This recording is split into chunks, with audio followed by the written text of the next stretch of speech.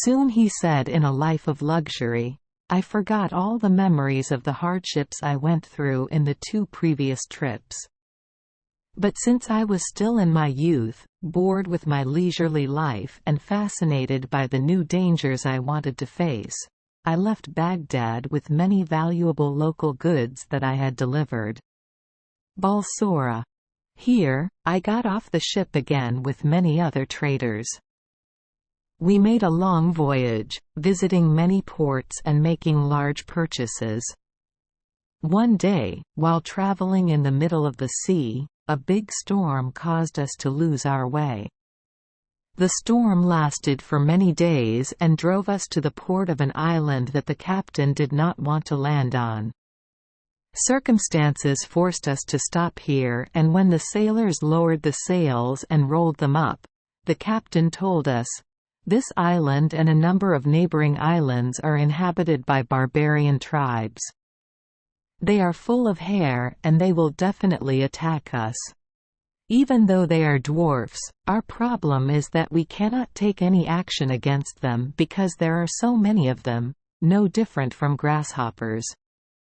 If it happens that we accidentally kill one of them, hundreds of thousands of people will rush in and massacre us without leaving anyone behind."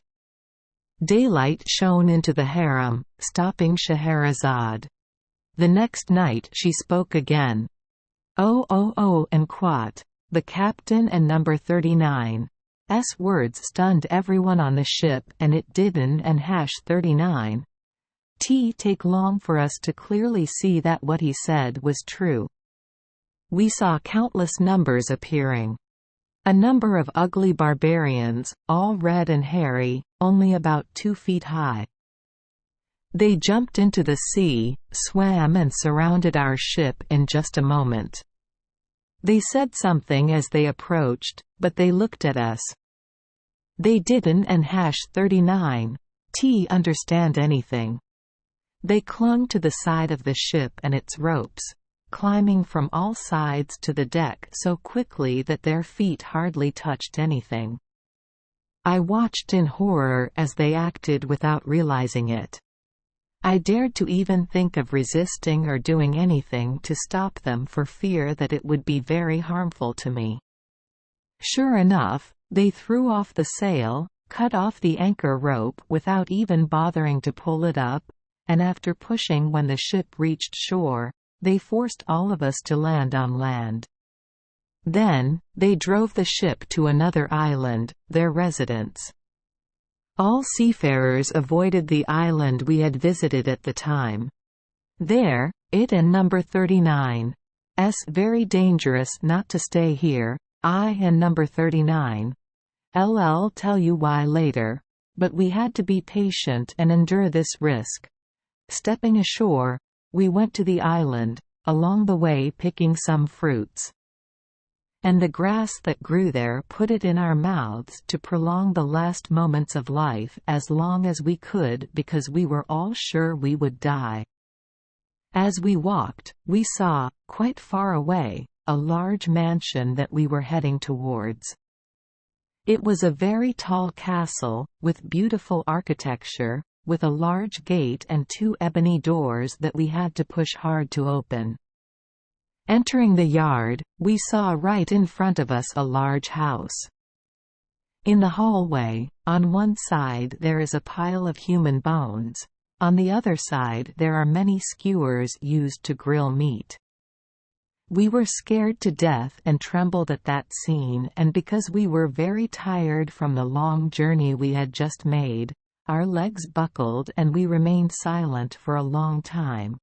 The sun gradually set, and while we were in love, as tragic a situation as I have just described to you, the door of the house opened loudly and immediately a terrible face of a tall black man with a large palm tree protruded. It only has one red eye like a coal in the middle of its forehead, a long, sharp mouth protruding from a mouth as wide as a horse, and number 39's fat, and its lower lip runs down to its chest. Its ears are like elephant ears covering its shoulders. Its toenails and fingernails are as sharp as those of the largest birds. Seeing such a terrible giant, we fainted and lay still as if dead. When we finally woke up, we saw it sitting under the roof of the vestibule, its single eye staring at us. When it looked closely, it came closer, raised one hand, grabbed me and turned me around like a butcher looking at a sheep and number 39's head. Looking again and again, probably seeing that I was too thin with only bones and skin, so it dropped it down again. It grabbed each person in turn, admiring it, and finally, because the captain was the fattest of the group, he lifted him up with one hand like one would a sparrow, took the skewer and skewered him. He lit the fire on a large stove, brought him up to grill him, and then brought him home for dinner.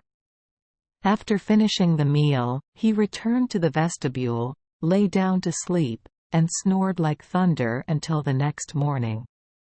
As for us, how could we rest assured to enjoy a peaceful moment of rest? We spent the night in extreme anxiety and fear. It was morning, the giant woke up, stood up, went out, leaving us in the castle. When we thought it was gone, we broke the heavy silence that had kept us all night and together we moaned and wailed throughout the castle.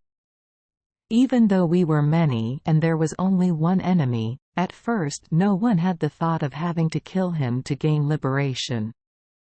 This is known to be very difficult to do, but it is of course something we have to do. We discussed many different ways but could not decide which way to choose, so we had to entrust God to decide the fate. His destiny. All day we walked around the island looking for fruits and vegetables to eat like the previous day. In the evening, we intended to find a private place to sleep, but there was none, so we had to return to the castle. The giant did not forget to come and grilled another one of us for dinner. Then he slept and snored loudly until the next morning, then he went out again and left us there. The situation was so terrible for us that many people wanted to jump into the sea and end their lives rather than wait for such a terrible death. But one of them now spoke up. Suicide is a taboo. And if it is allowed, wooden and #39, it be reasonable for us to discuss how to destroy the barbarian who is giving us such a cruel death. Because an idea suddenly popped into my head, I immediately exchanged it with my friends and received their approval. Friends, I told them, you probably already know that there are a lot of wooden planks floating on the beach. If you believe me, let and number 39's make rafts together, and when we and number 39's redone, will be placed on the shore waiting for the opportunity we will have to use. However, first we must proceed to liberate ourselves from the giant. If we succeed, we can wait here for some ship to come and take us away from this disaster island. If, on the contrary, we fail, we will rush into the sea with the pre-made rafts. Admittedly, with fragile vehicles confronting the fierce waves, it is easy to lose your life, but it is better to be buried under the ocean waves than to enter the stomach of the demon who has devoured 2 people. Our friend.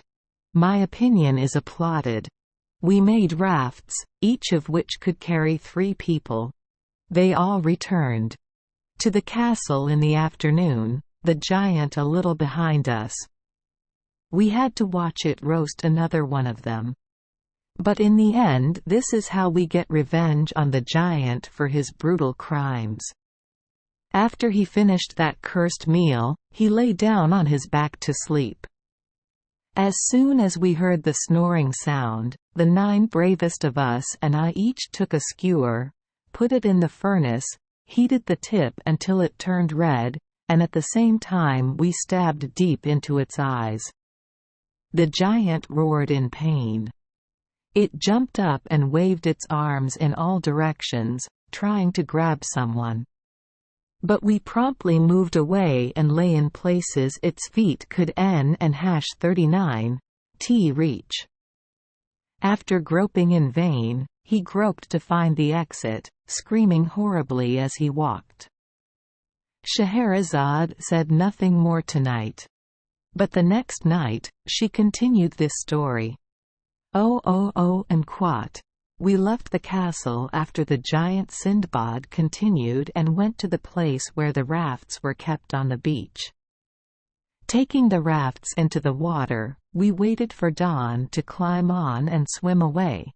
Let in number 39. Say we saw the blind giant being led by its brethren. But we hope it didn't and #39 t appear and no more roaring was heard. Maybe it died from the wound. And if so, then we would have stayed on the island so as not to risk having to escape on flimsy rafts. But at dawn we saw our brutal and barbarous enemy hobbling after two giants. A guy almost as big as him was leading him, and behind him was a large group of other people also walking. At this point, we could n and #39 t hesitate anymore. We jumped into the raft and started trying our best to swim away from shore. The giants saw this, picked up big rocks along the shore and waded into the water up to half their bodies, throwing rocks at us. They hit us so well that except for the raft with me on it, all the other rafts were. All broke apart and the people on the raft drowned.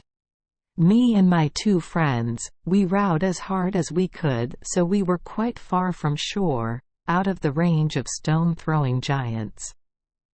Out at sea, the wind and waves competed to torment us fiercely. Throughout that day and the following night we lived in worry, not knowing what our fate would be. But the next day we were lucky enough to be washed up on an island. We stepped on it with great joy because there were many trees with sweet fruits to help restore our almost exhausted health. That night, we slept right on the beach.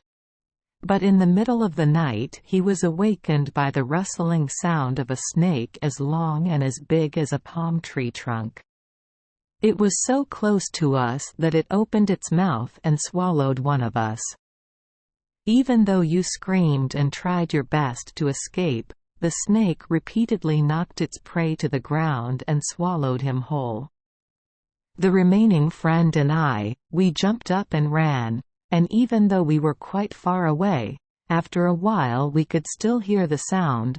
We guessed that the snake spewing the bones of our unfortunate friend had been swallowed by it. Sure enough, the next day we shuddered terribly when we saw the pile of bones. I cried out bitterly, "Oh, God! What other accidents do we have to go through? I thought I could escape death yesterday at the cruel hands of the giant and the fierce waves, but now I fell into an equally terrible danger." While wandering, we noticed a very tall tree, so we planned to climb it overnight to be sure.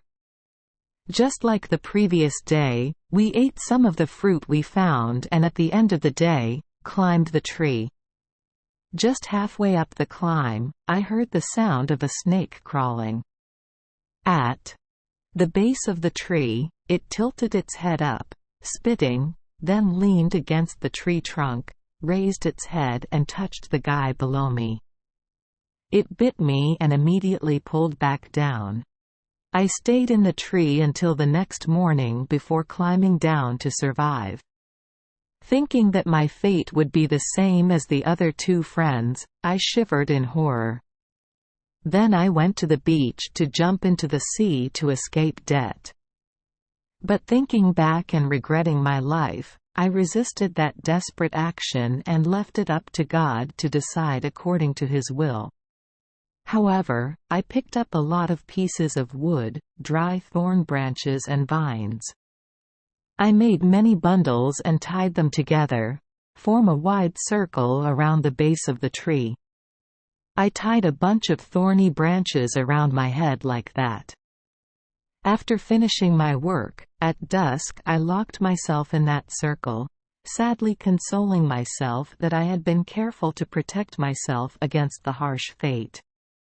The snake came again, crawling around the circle, trying to swallow me alive. But it didn't, and #39 work because it was blocked by the fence I created. It hung around there until morning like a cat, waiting for mice in a well-defended cave, so it had to endure. Finally, it was morning and it crawled away, but I left the wood and thorn citadel before the sun had yet risen. I was exhausted from all that fighting, and because the snake and number 39's foul breath was so terrible. I think it and number 39's better to die. No longer remembering yesterday and number 39's patience, I left the tree and ran to the sea with the intention of crashing down again and dying. Here, seeing the morning light, Scheherazade stopped. The next day, she continued and told the emperor, "Oh, your majesty." Sinbad continued to tell about his third trip. God, he said, was moved by my despair. Just as I was about to plunge headlong into the sea, I suddenly saw a baby. The ship is still quite far from shore. I shouted loudly and took off my headband and waved. This work is not in vain. The people on the ship saw me and the captain sent the boat in to pick me up. When I was on board the ship, the merchants and sailors crowded together to ask me why I was alone on this royal island, and after telling them all that had happened to me, that the oldest seafarer said that he had heard many times about the giants on the island who were cannibals, not only eating them grilled but also eating them alive. As for snakes, these men added that on that island there were many snakes, very large and long. They hid during the day and only crawled out at night to look for food. All the people on the ship were extremely happy to see me escape and saw that I needed to eat, so they hastily treated me to all the best things they had. The captain saw that my clothes were torn and was generous enough to forgive him for his crime. We floated at sea for a while, visiting many islands, and finally arrived at the Salahat Islands, where people mined sandalwood, a precious medicinal herb. We entered the dock and dropped anchor. Merchants began unloading goods to sell or exchange. Meanwhile, the captain called me and said, "Brother, I have some goods belonging to a merchant who has been a guest on this ship for some time. Because this person is dead, I want to sell it to get money to give to his heirs when I meet someone." The packages he just mentioned were already on the upper deck of the ship. He pointed with his hand and told me, "Those are the packages. I hope my brother will accept it and sell it on his behalf, under the condition that you will receive a profit commensurate with your efforts."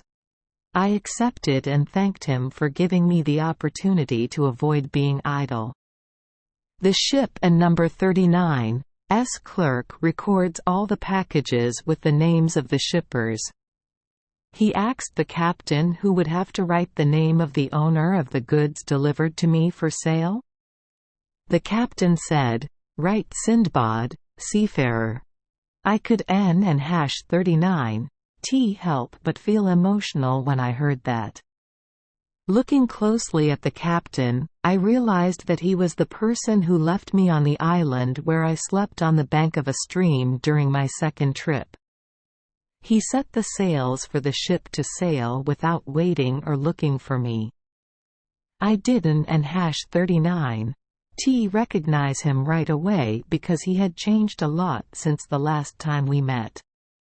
He thought I was dead, so it wasn't and #39 surprising that he didn't and #39 recognize me. I told him, "Captain, "Does this cargo belong to a merchant named Sinbad?" "Yes," he replied, "that is his name. He is from the city of Baghdad and came on my ship from Balsora. One day we went to an island to get fresh water and rest. I didn't and #39 T understand why we accidentally let the boat go and didn't and #39 T check to see if he was on board with the others.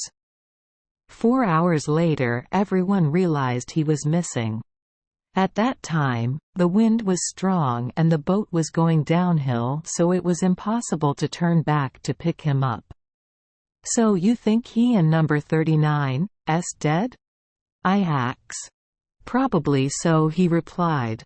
"Well then, Captain," I said seriously, "open your eyes and see if I am the Sinbad you left behind on that deserted island."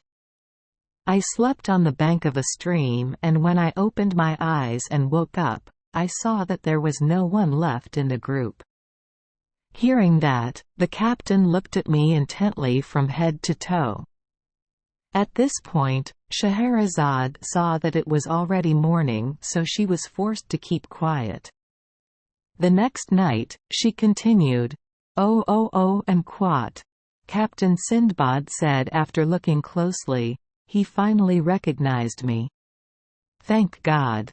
He hugged me and exclaimed, "I and number 39 am so happy that fate has corrected my mistake.